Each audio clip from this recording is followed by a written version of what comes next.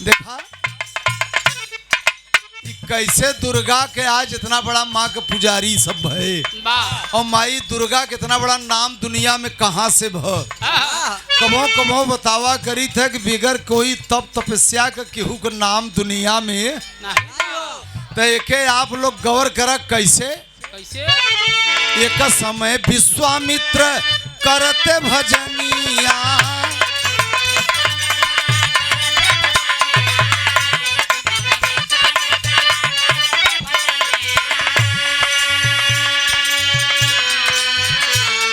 विश्वामित्र एक समय जंगल में एक घोर तपस्या में लीन है। एक समय विश्वामित्र करते भजनिया और दिहे बरिदान आके सुन ब्रह्मा ज्ञानिया।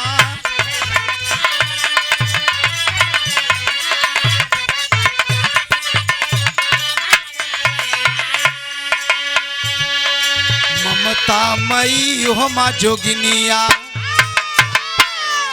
ममता मई हो माँ जोगिनिया, राक्षस आके करे बेईमानिया। ममता मई हो माँ जोगिनिया।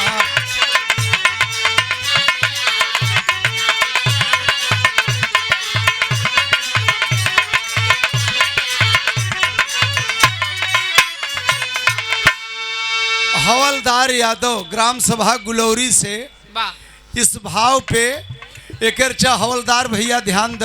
हेलो फौजदार यादव तो ध्यान दे सुनई में। फौजदार यादव ग्राम सभा गुलौरी से 100 रुपए का पुरस्कार भैया के प्रणाम बा, नमस्कार बा। अशोक यादव पुराने बाड़ा चील्हे के माटी से आपके तरफ से 100 रुपए का पुरस्कार है भैया के, बहुत बहुत नमस्कार प्रणाम, सब भैया के प्रणाम बा। विश्वामित्र इतना यह घोर तपस्या किए बाबू, ब्रह्मा प्रकट भय कहे खोल दो, अपना नेत्र खोल दो। विश्वामित्र इतना ज्यादा तपस्या करते कि अपने आंख नहीं खोलत है। पुराण की बात है, ब्रह्मा ने कहा तुम देव ऋषि हो खोल दो, लेकिन विश्वामित्र आंख नहीं खोले। फिर कुछ देरी के बाद भी ब्रह्मा ने बताया कि तुम महापुरुष हो गए हो, अब खोल दो, फिर भी नहीं खोले। विश्वामित्र के वेद कह रहा है कि सर से धुआं निकल गया, इतना ज्यादा तपस्या कर दिए। और तब ब्रह्मा जी बोले भाई और क्या चाहिए आपको, चारों वेद आपको हम दे दें। विश्वामित्र ने कहा कि चारों वेद ब्रह्मा हो आप, हम पलक तब खोलेंगे चारों वेद आपके जो आपके हाथ में वो हमारे हाथ में हो जाए और हमारे हृदय में झलके चारों वेद। ब्रह्मा कहा यूं मस्त ऐसा ही होगा, खोल दो। जब ब्रह्मा पलक खोले विश्वामित्र तो दे दिए ब्रह्मा चारों वेद। ये दुर्गा देवी का नाम कैसे आया इतना बड़ा, बगैर कोई तप तपस्या का कुछ नहीं होता। साथियों जब चारों वेद पा गए विश्वामित्र तो करत कहाँ है अब सोचत है कब चारों वेद हमारे लगे हो गया। और ब्रह्मा दई के वरदान ब्रह्मलोक में चले गए तो दुर्गेश राक्षस का नाम रहा। दुर्गेश राक्षस वही जंगलवा में छिपा रहा। और जब ब्रह्मा चारों वेद दई ज्ञान पहुंच गए विश्वामित्र के लगे, उठा इस कटार कहे विश्वामित्र दे दो चारों वेद, नहीं गला उतार देंगे।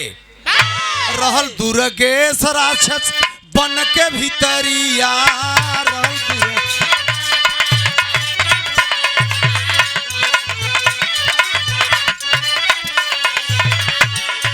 दे दो चारों वेद नहीं कटबई मौरिया।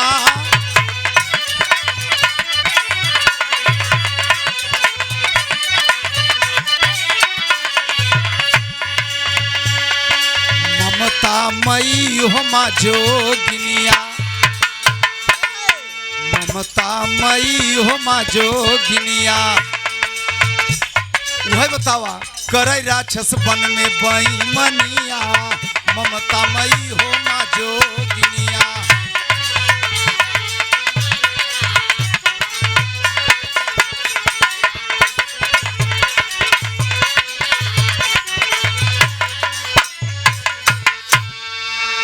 बाबू शास्त्र बताओ था दुर्गा मैया के नाम वहाँ समय दुर्गावती रहा। वेद में दुर्गा देवी नहीं नाम रहा, इनका नाम पहले का रहा दुर्गावती।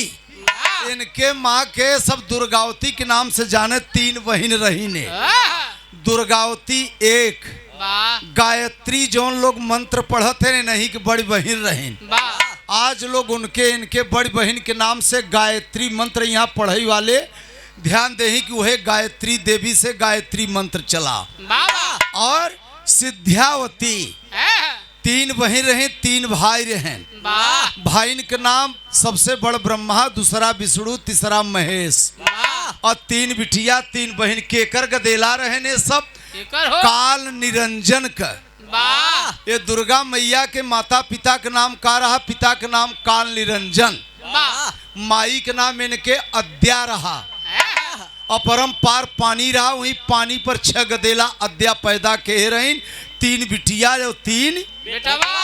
अच्छा, 100 रुपए का पुरस्कार जी त्रिवेणी यादव गोपीगंज की माटी से भैया के नमस्ते प्रणाम बा।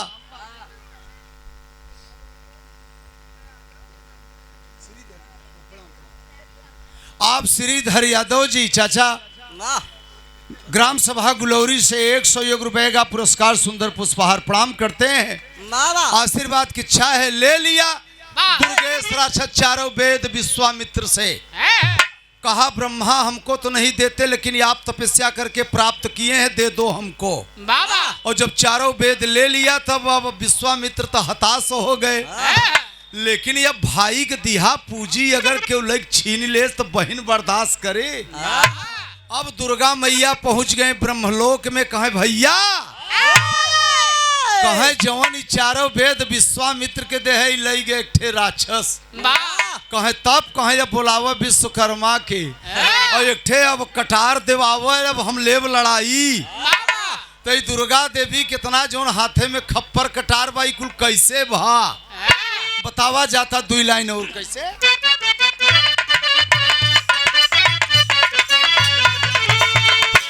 ब्रह्मा कहे हमारा वेद विश्वामित्र से छीन लिया।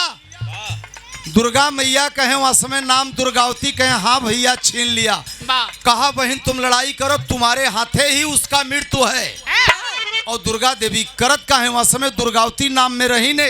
और होत का बा चलिन ब्रह्मलोकवा से दुर्गा महारानिया।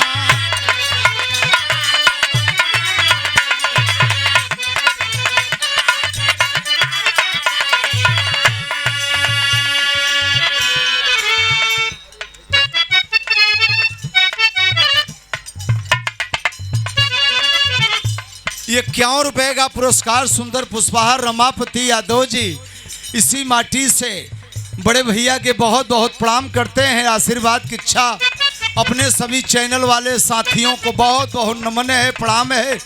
जहाँ ये मंच का बिरहा है पहले एक बार सुन के तब इसको दीजिएगा, ठीक न। एक बार घर ले जाके मिला लेना, कहीं आउट हो उसको डिलीट कर देना। हाँ, क्योंकि समाज में जाता है कलाकार की छवि न खराब हो। मंच का भी राय कहीं हो सकता है टूटी हो जाए। तो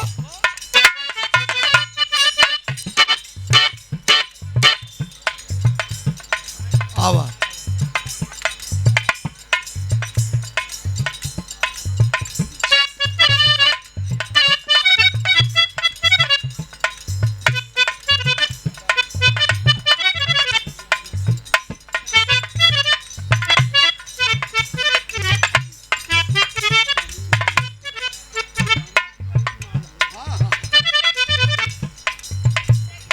ए बाल मोहन यादव हमारे छोटे भाई की ओर से 100 रुपए का पुरस्कार और एक बैरागी साफा सुंदर पुष्पहार के साथ सम्मान किए।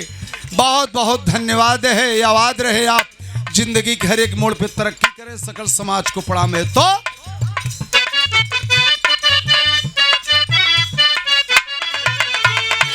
भैया कहानी बड़ी बढ़िया बा के सुन लेबे तो याद रहे कि सुदई चीज गाए रहा। जब दुर्गा मैया दुर्गेश राक्षस के ललकार दी जंगलवा में, इनमें कितना गायक, कितना बिरहिया, कितना लेखक, कितना शायरी कजरी के चौलर के सब लोग जुटे हैं।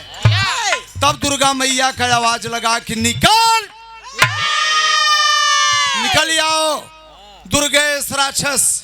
और दुर्गेश राक्षस जब निकला तो कहा अरे मेहरारू हमसे लड़े, ये मेहरारू। और वो समझ नहीं पायस कि ब्रह्मा का बहिन है दुर्गा देवी।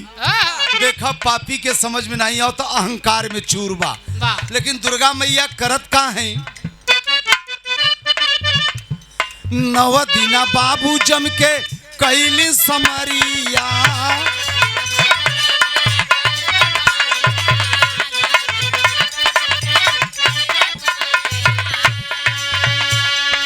दसवें दिना काट ली पापी का मौरिया।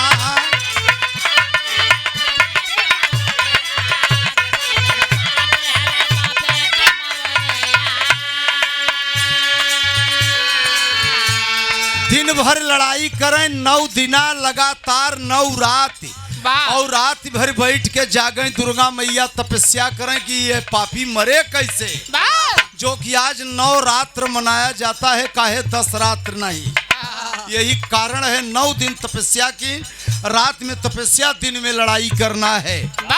10वें दिन दुर्गेश राक्षस का मुड़ी काट ली और मुड़ी काट के अपने भाई के चारों वेद दुर्गा मैया वापस लेके अपने हाथ में जो उनकी देखत है वह वेद लेके बैठी है।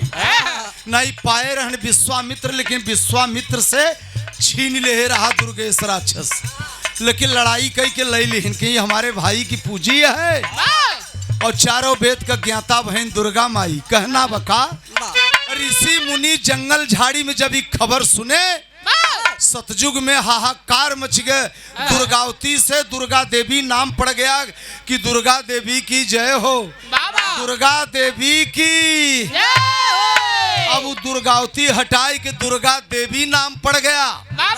आज हम आप सब पूजा करते हैं ऐसे महाप्रचंड देवी का।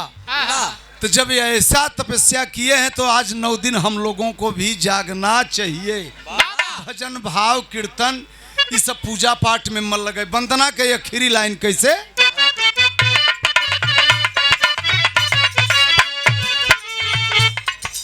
कभी रामेधार, ये पति बढ़िया मुन्ना बाजा का ये हलुक बोलता।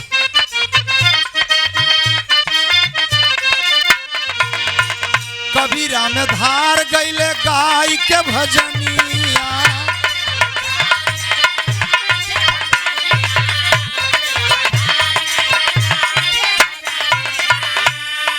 प्यारे यौ लल्लन जी लिखल है लिखनिया।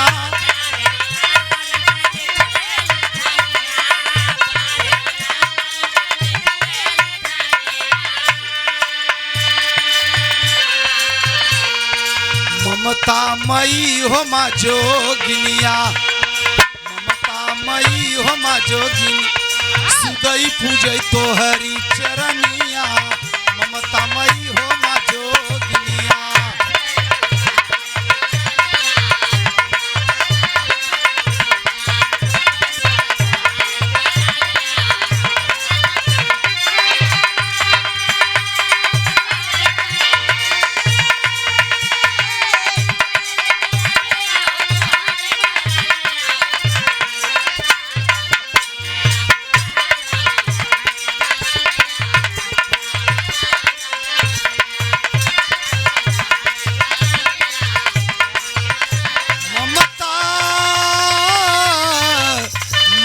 हो माँ जोगिनिया।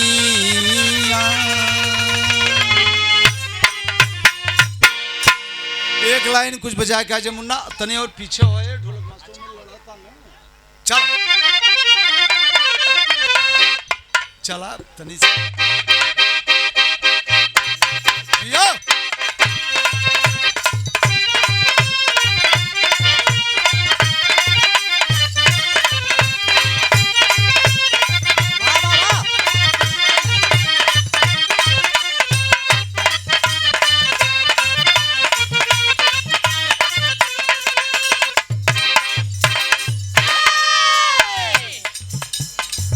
ई भोले बाबा गीत बजाई दे है का विनोद का बजाय तनी फरियाई दे रचत है।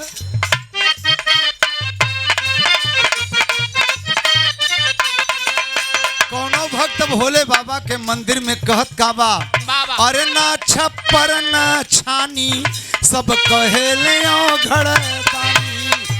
हेलो, अरे यार बाजा वाले मुन्ना बड़ा हल्क बोलता रे बाबू, जब करेर बुलाता तो बंद हो जाता। ना धोती ना कुर्ता सिर पे गंगा महारानी।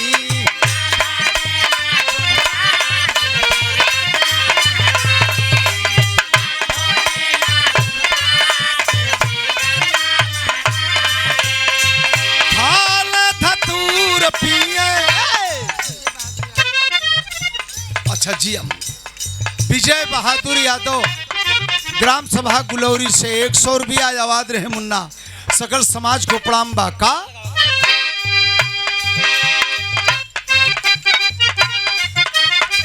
बहुत अच्छे मुन्ना। खाल धतूर पिए बेला पतिया हो टिम टिम डामरू बजावल हमार जोगी।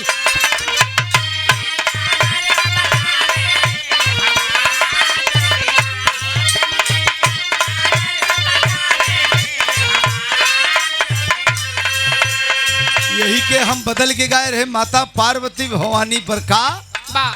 अरे ना चूड़ी ना कंगना गईल जंगल में सजना।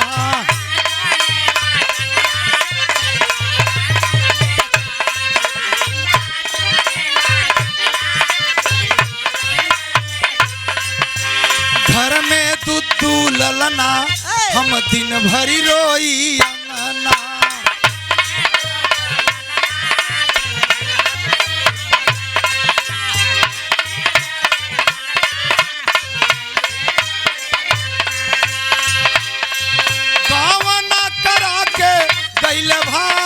राजा जी हो लागल हमारे करामावा में आग।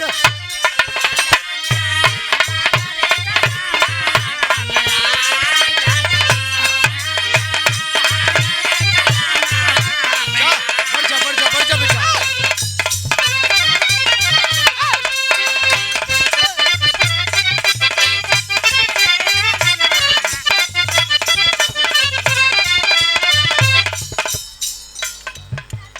हाँ, कब दे मुन्ना।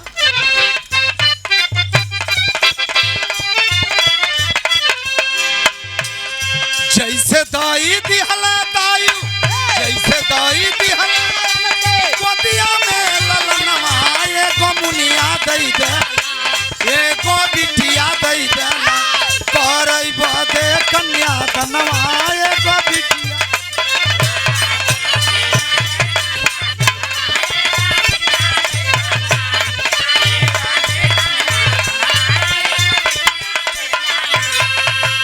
यही के बदली की हका कोनो इतर लड़की के महतारी मनाए बा, लेकिन कोनो लड़का के माई का कहे कैसे।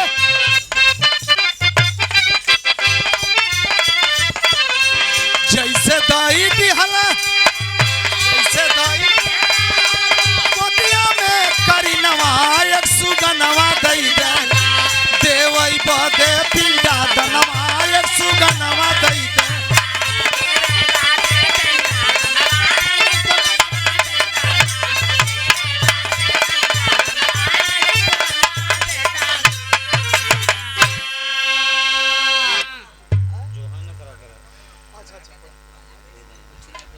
₹101 का पुरस्कार शोभनाथ यादव, आप बड़े भैया मनापुर जंगीराबाद की माटी से बहुत बहुत ही आपको प्रणाम करते हैं। एक छोटा सा दास्तान सुनावा।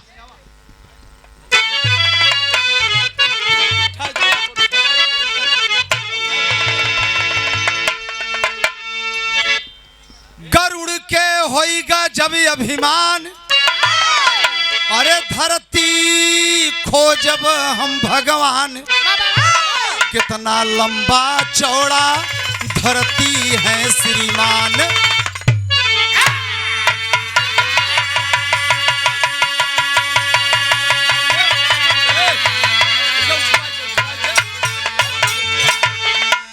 एक समय गरुड़ जी है विनोद, गरुड़ महाराज के अहंकार कि हम धरती के पता लगाई कि कितना लंबा है न कितना चौड़ा, और चल दिए। उनके ई समझ में आई कि एक दैया पंखा होंकी था तो हम 100 जोजन जाई था।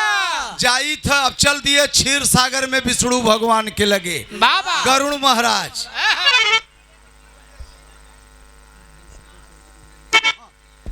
ये हमारे छोटे भाई आप महेश यादव, हमारे स्वर्गीय चाचा निर्मल यादव के सुपुत्र हैं। बहुत बहुत आपको आशीर्वाद है। सुंदर पुष्पहार 100 रुपया सकल समाज को प्रणाम। गरुड़ जी विष्णु भगवान के लगे जब पहुंचते हैं तो लक्ष्मी जी चरण दबावत है बाबा। विष्णु भगवान लक्ष्मी से कहें आवत हैं गरुड़ कोनो बवाल बा जरूर कहें आवत दे लगे फरियाई जाए। पहुंचे गरुड़ विष्णु भगवान कहे बोला गरुड़ कैसे चले, कहे पंखा दई देत गए है एक दैया हम की थे 100 जोजन सन्न से जाई थे। तो जब इतना बढ़िया पंखा मिला बा तो हमें आदेश दे देते तो हम धरती का पता लगाए ले बाबा। ये कितना लंबा है नो कितना चौड़ा। विष्णु भगवान मन ही मन मुस्कियात है कि गरुड़ जी वो आल्फानत है का कहे नहीं हमें आशीर्वाद दे हमें आदेश दे हम जल्दी करब हम निकली। कहे जा आदेश बा हमार तनी कितना समय लेवे जा तो है 12 घंटा का समय देत है। 12 घंटा में धरती के लंबाई और धरती की चौड़ाई दोनों खोज के आओ हमारे लगे बताओ तो समझी कितना लंबा चौड़ा है। चल दिए गरुड़ जी भाव बा बिरहा में।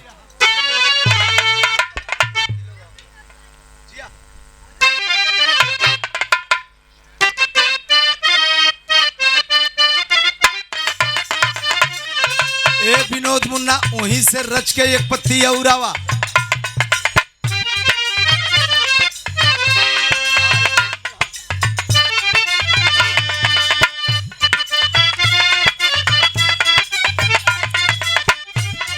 चल दिए गरुड़ महाराज आदेश पाए हैं धरती खोजे। एक माई बहन गावथी कि कहवा से आवेले बाबा के तितिलावा।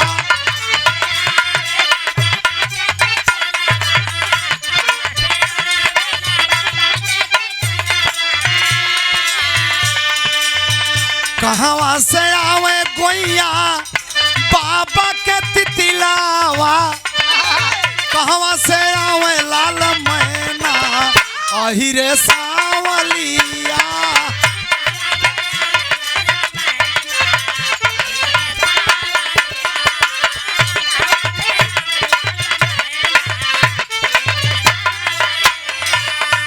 यही के पूर्वांचल के कलाकार लोग बदल के तर्ज गाए कि 16 सिंगार कैलू बेग लटकायली हलू।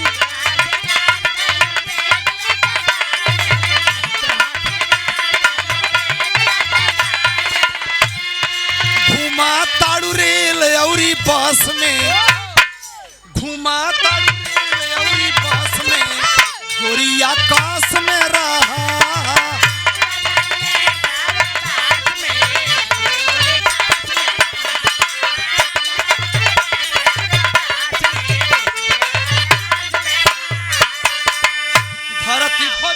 चले गरुड़ जवाना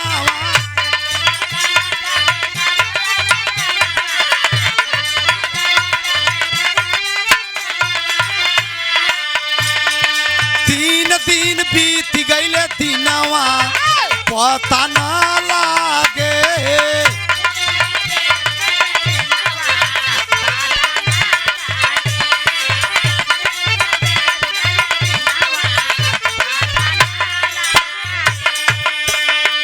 उड़ता उड़ता गए समुद्र के समानावा।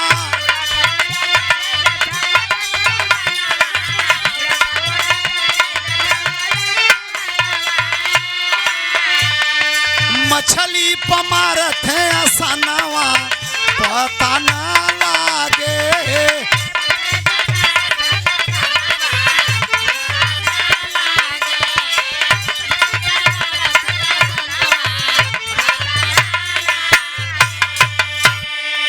समझे चला गरुड़ जी 12 घंटा के विष्णु भगवान समय देन कि 12 घंटा में धरती खोज के आवक कितना लंबा है नो कितना चौड़ा।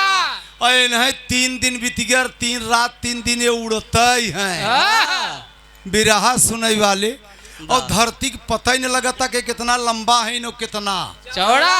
गरुड़ जी कहे अब विष्णु भगवान के सामने कैसे लौट के चली, लाज लागता। हम कहे रहे कि हम अब 2 घंटा में खोज ले, और वो 12 घंटा का समय दे तो बीत गए है 3 दिना, पता ही नहीं चला था कहाँ तक है। उड़त उड़त एकदम अब हताश है ना, पंखा काम नहीं करता।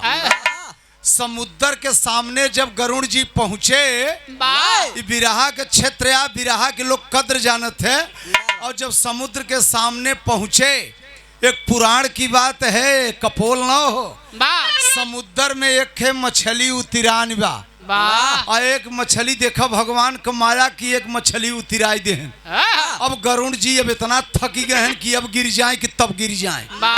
वह धीरे से आकाश से वही आई के समुद्र में मछली पे आसन लगाए ले, और जब मछली पे आसन लगाए ले तो मछरिया कहता कि अपने जोड़ी समौरी से मिलते हम पानी का किरौना है, अरे हमारे ऊपर काय आई के बैठ गए।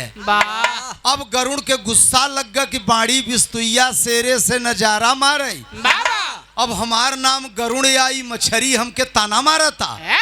वह चोंचे में लई के मछली और गरुड़ जी सन से फिर ये आकाश में जाते हैं, और जब दोबारा आकाश में गए तो होत का बा, अरे वाह रुक जाए, एक ठे तोहरे घरे में प्रधान है। हां हां भाई, अरे पूरा है तो वर्तमानो वो फिर हो गया, पूरा पहिरावा एक पूरा चला आओ चला।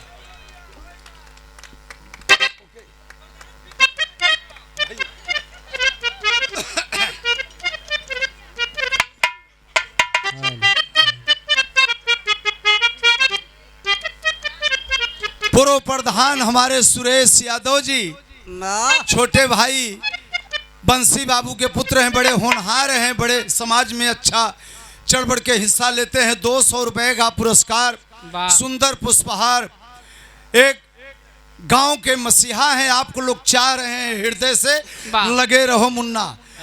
कभी गाड़ी नाव पर कभी नाव पर गाड़ी तो लगा रहता ही जिंदगी हो, लेकिन फिर मान मर्यादा से फिर भगवान देखा दिन लई आई दे। बहुत बहुत अपने तरफ से धन्यवाद है, पूर्व हैं तो वर्तमान भी होंगे। गरुड़ जी बिरहा में भटके न आप। गरुड़ जी मछली लेके जब आकाश मुड़त हन, तर्ज बदल गई, बाबू राम कैलाश का तर्ज बा विनोद। ये बाबू राम कैलाश ढेर गांव गंगा जी का ऊंची बा, अठरिया न हो।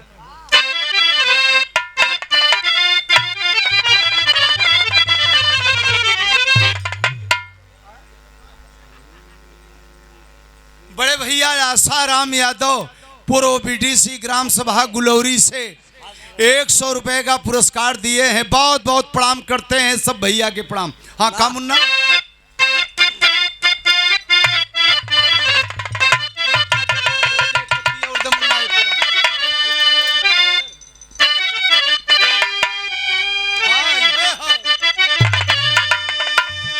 अरे लागल बाबा जारी आया गामापुर हो, हीरा रतन बिका।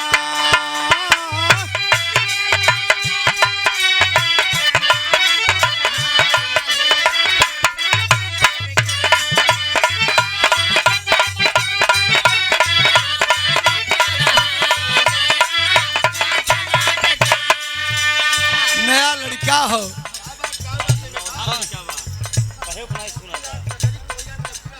अच्छा नयपुरा से मोतीराम यादव जी कजरी के गायक। अच्छा अच्छा, ये 50 रुपए का पुरस्कार दिए हैं आप। अच्छा ये तर्ज गाओ थे, ठीक, हाँ बताओ थे। हाँ लागल बाबा जारी आया गामापुर हो, हीरा रतन बिका।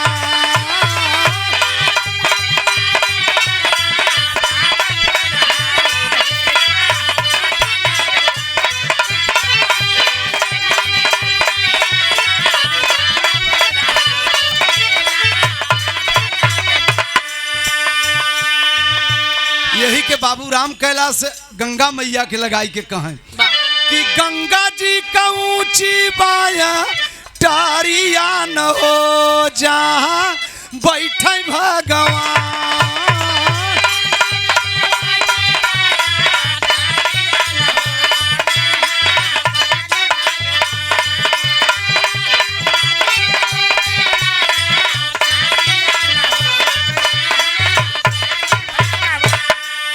पारसनाथ यादव जी ग्राम सभा मोइया से 50 रुपया इस भाव पे भैया के प्रणाम बा। तब गाने का भाव है कि मछली ले उड़ा लेगा गानवा न हो कतहूँ मिले न ठेकान।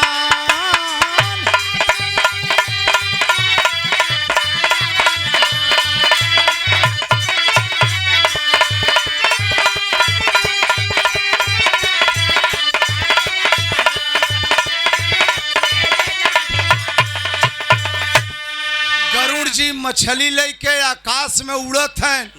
अब उन्हें शर्म लगता हम जाई केहर लौट के। और तब गरुड़ का बड़का भैया वरुण देखाई शास्त्र के बात आई गई बा।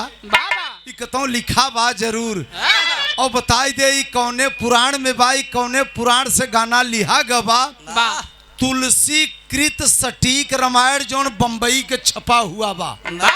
वो हमें ये दास्तान आप खोजेंगे सट से मिल जाएगा, रामचरित मानस में नहीं मिलेगा। ये बाबुआ तुलसी कृत से ही बात है। कहना बका मछली के लाई के गरुड़ नभ में मेड़राई।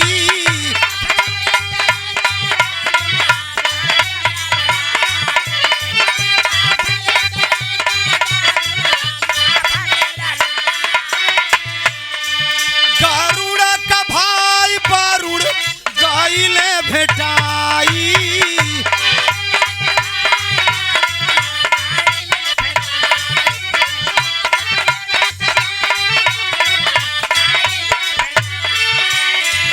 पूछे लागे सारा दस तानवा न हो कतहूँ मिले न ठेकान।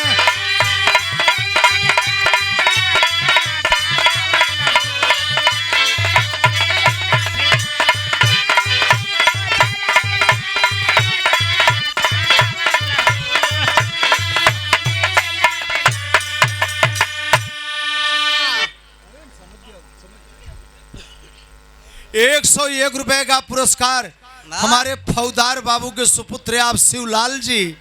₹102 का पुरस्कार सुंदर पुष्पहारी आवाज रहे मुन्ना।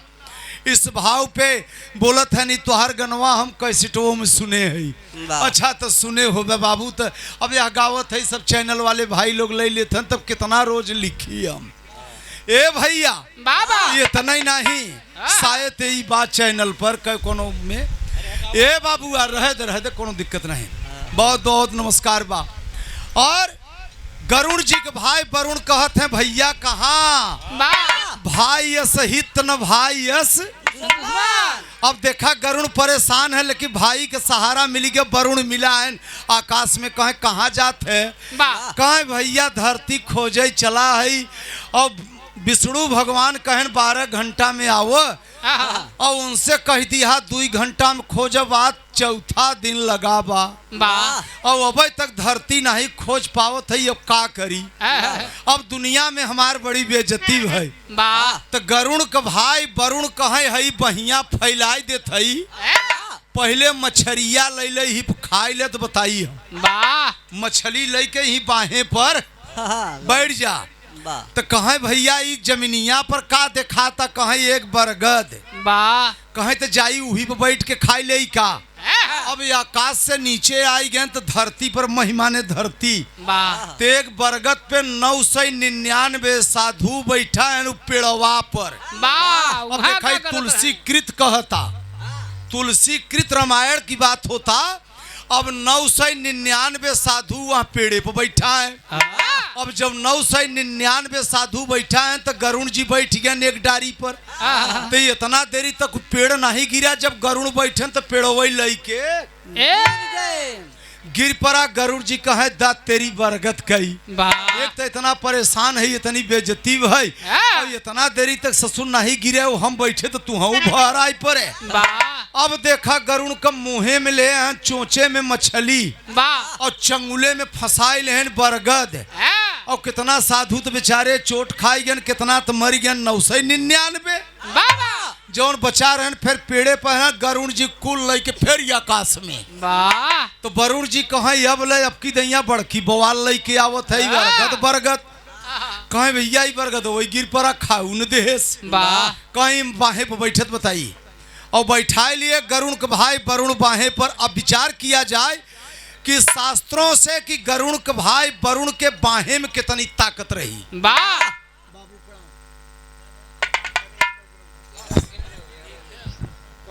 एक ईंटा रखो यहाँ पर लगाई दे तो उस लड़कियां लोग नहीं सुने तो स्टैंडवा ढिल बना तो गिरा होता। ईंटा मंगा कर रखो।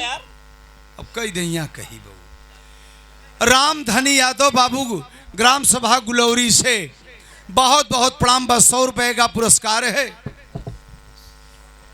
अब न गिरे एक चाहत रहा भैया हो। अब गरुड़ वरुण के बाहे पर खाए मछली। तो अब देखा कहानी कहाँ ही होत है। कहाँ हो? फौजी धनंजय यादव गएपुरा मिर्जापुर ग्राम सभा ढेगुहा से 100 रुपए का पुरस्कार। आप धनंजय यादव फौजी हैं, देश के प्रहरी हैं। वाह भाई वाह। अच्छा तिनके लिखाए हैं ढेगुआ गोड़सर की माटी से 100 रुपए का पुरस्कार। फौजी साहब को बहुत बहुत नमन प्रणाम है। आप देश के रक्षक हैं, क्षमा करेंगे। आप जब मछली खाए तो मछलिया के दहिया में से 100 जोजन का कांटा निकला। वाह दिखाई अब तुलसी कृत बतावता उमे से का निकला 100 जोजन का। अच्छा तब ये समझ जब 100 जोजन का कांटा निकला तो मछलिया कई जोजन रही होए। और गरुड़ जी हाड़ मांस खाई के कांटा फेंक दे हैं समुद्र में। और जब ये आकाश से अपने भाई वरुण के बाहे पर से वो मछली के कांटा फेंके कहाँ हो? समुद्र में गिरा। और जब समुद्र में गिरा 100 जोजन का कांटा तो समुद्र में रेता पड़ गया। अब जब रेता पड़ गया तो देखा वो हमें लिखा बा ओकर नाम पड़ा गिरी त्रिकूट। जो रेता पड़ा ओकर नाम का लिखा बा गिरी त्रिकूट ओकर नाम पड़ गया। और तब अब गरुड़ कहे भैया जाई कहे जा ई बरगद कहाँ गिरे हुए कहे चला समझ में जहाँ आए। तो वहां तब बालू का रेता 100 जोजन समुद्र में पड़ा रहा। गरुड़ जी आकाश से बरगद वो ले गए वही कटवा गिराई दे। अब कुल साधु चला गए समुद्र में कह रहा घाट न मिले तो निकल कैसे। अब तो बिना कहे काले पानी हो गए। अब चले बिरहा में आल्हा लगा 2 लाइन कैसे मुन्ना।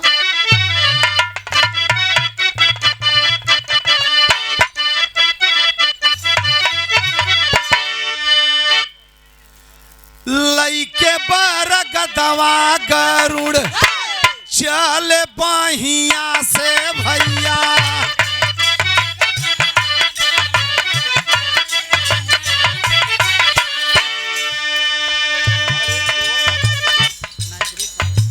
लइके बरगदवा गरुड़ चल बाहिया से बाबू।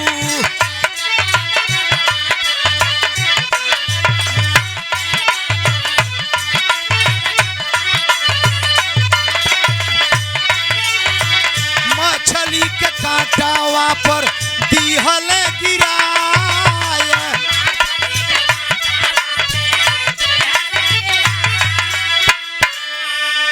एक अंदाज लगाओ कि ही गंगा जी बगले हैं और 20 फुट के ऊपर से खड़ी लाठी गिराई देवे तो बाबू बालू में धंस जाए। और खड़ी के खड़ी रह जाए। तो प्रमाण वो हमें मिले था तुलसी कृत से कि आकाश से जब गरुड़ बरगद गिराए वहां रेता पे गिरी त्रिकूट पर तो उकर जड़ कुल धंस गई और बरगद खड़ा रह गया। अब कुल साधु आपस में कहे कहो अब कौनी के निकलबे हमें डोंगा डाड़ी नहीं चलता। अब समुद्र का बात बा कहे केहर से पार हो बे वाह कहें यार इत गरुण ये अच्छा लिया है कि यहाँ जंग फंसाई दे रेता में अब का हो यहाँ न खाई के समान बा न रह के ठेकान बा अब होत का बा देखा वह साधु कुल करत का है ये कहा जा ऋषि करई हम कहा न 999 ये कहा जा ऋषि करई शिव का सुमिरन नवाय भैया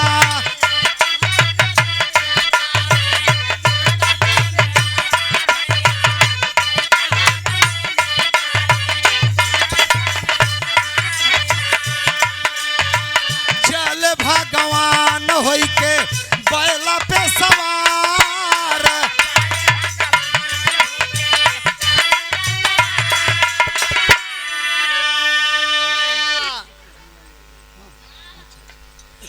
मुरलीधर चाचा के पुत्र सोहन लाल यादव जी 100 रुपया सुंदर पुष्पहार बहुत बहुत धन्यवाद है। ए बाबू आओ कुल साधु लगन भजन करे भोले बाबा का भोले बाबा माता पार्वती से कहा चला कुल समुद्र में साधु बज गया है समुद्र में कुल साधु बज गया है अरे वाह जितेंद्र जुग जुग जिया बड़े ही अच्छे हमारे शिष्य आप जितेंद्र यादव जी और आई चीनी मिल के पास कौन गौना है भैंतपुर गांव से बहुत अच्छा लड़का गाते हैं हमारे अखाड़े से हम ही गाना वाना देते हैं जरा ताली बजा के जितेंद्र यादव का सम्मान करेंगे आप सब बहुत बहुत धन्यवाद जुग जुग जिया खूब बढ़िया मेहनत करा 100 रुपया सुंदर पुष्पहार बच्चे की ओर से धन्यवाद है बहुत अच्छा लड़का गाता है। आप भोले बाबा जब वहां पहुंचत हैं माता पार्वती के लिए आए कोई समुद्र में रेतवा पर मछली के कटवा पर ये तो भाई भगवान है ना आकाश से पहुंच गए वही डीमा डीमा डामा रूप जावै भोला दनिया बाबू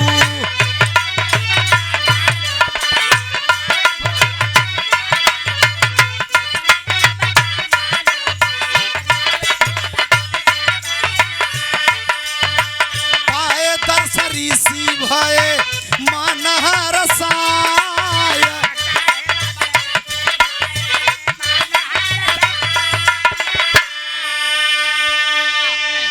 गरुण तो कहाँ गए बरगद गिराई के अब गरुण के बात छोड़ अब यहर भोले बाबा पार्वती आए जब वहाँ रेता में सब साधुन के आशीर्वाद दिए कहा यह पर इतना बढ़िया मकान बने कि पूरे विश्व में ऐसा मकान की हुक नहीं बा पुर साधु कहे का कहे भोले बाबा कहे हाँ और तब कहे अब देवी चल सबके दर्शन दे दिया अब चल उही समय पार्वती छैलाई गई कि अब कैलाश पर हम न जाप कहे काहे कहे जब से हमें हिमगिर की यहाँ से बिया के लई आए कहता यहाँ पहाड़े पर कहता वहाँ पहाड़े पर ऐसे ही हमारी जिंदगी बितवत है अभी चौबगला पानी बा और बीच में इतना जगह बा ठंडा हवा आवता यहाँ एसी की जरूरत नहीं है यही पर एक मकान बनवाई दे के था सोने का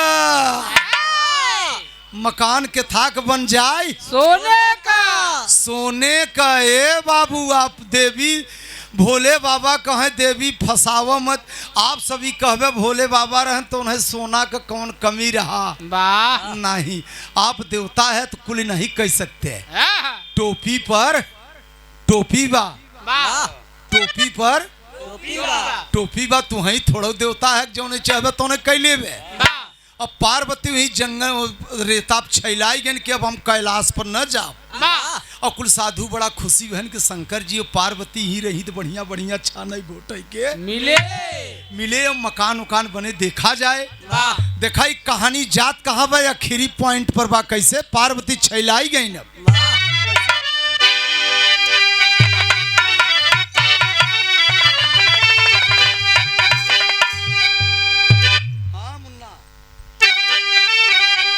पत्ती और द काहे पछड़त है अरे गौरा गौरा छैलाई गई अरे भोला से वही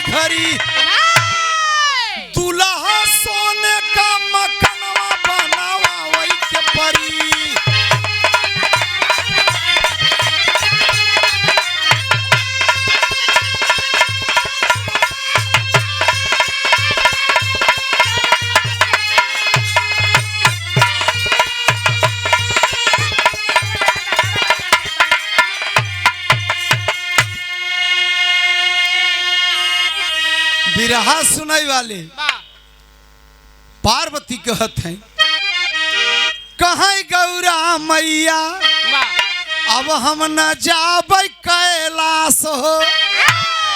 अब भोले बाबा का कहत हैं कम बजे हारमोनिया कहाँ से इतना सोना मिले भोला का मन उदास हो।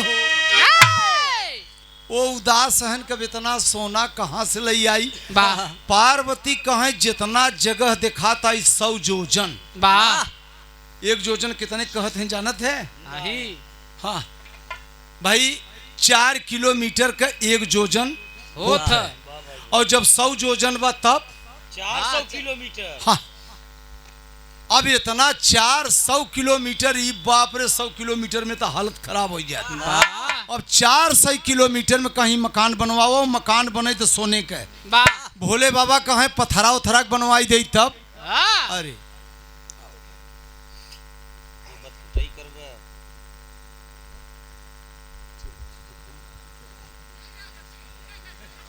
हाँ डाली डाला कैले समझी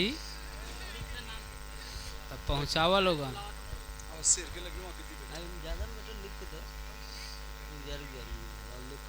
सुंदर पुष्पहार हमारे समधी साहब महानंद यादव जी वाह ग्राम सभा झम्मनपुर से ए बिटिया के हमारे ससुर थे। वाह क्षमा करेंगे आपकी तरफ से 200 रुपए का पुरस्कार है। सुंदर पुष्पहार वाह मंच की बात है सकल समाज को नमन है।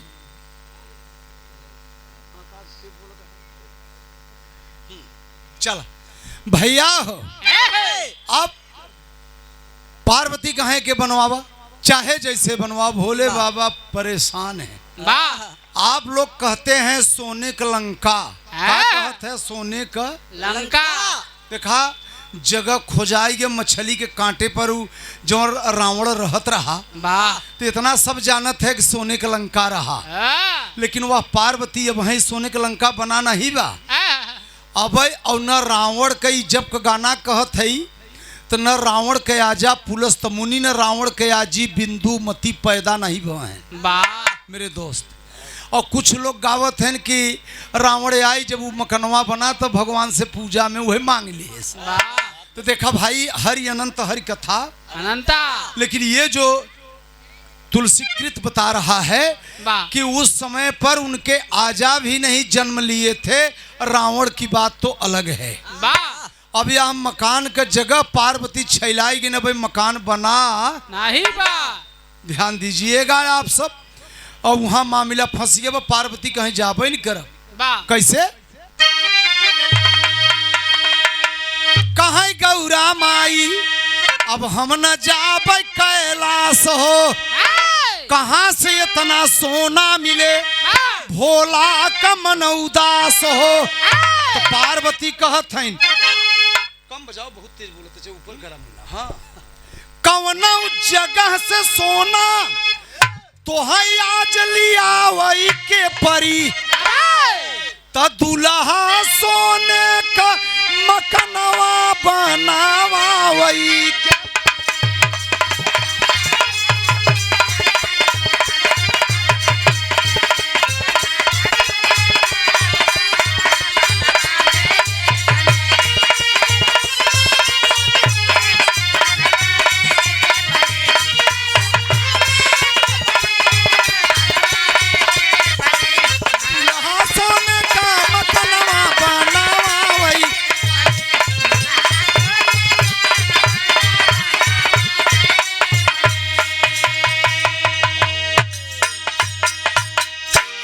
दुल्हा सोने का मकनवा बनवावे के परी। वाह मेरे दोस्त पार्वती छैलाई गई महाबली गुरु पंच मक्खन गुरु जी रामधार प्रजापति जी मनापुर सुरियावा वाह जिला भदोही बड़े अच्छे कवि रहे।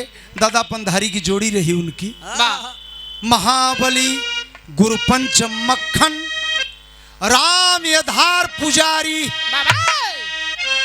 प्यारे लल्लन कलम चलावे अरे सींची करे फुलवारी।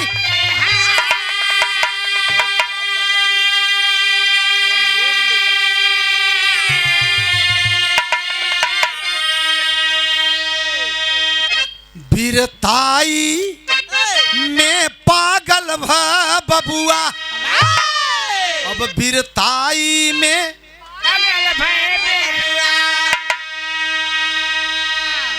बिरहा गाँव सुदाई आवै लगी बुढ़ाई वीरताई में पागल भा बबुआ।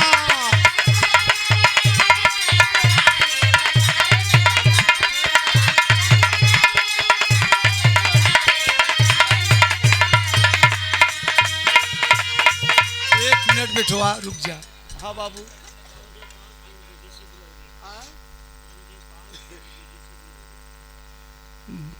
बरमदेव पाल पूर्व बीडीसी ग्राम सभा गुलौरी से 100 रुपए का पुरस्कार दिए हैं बाबू।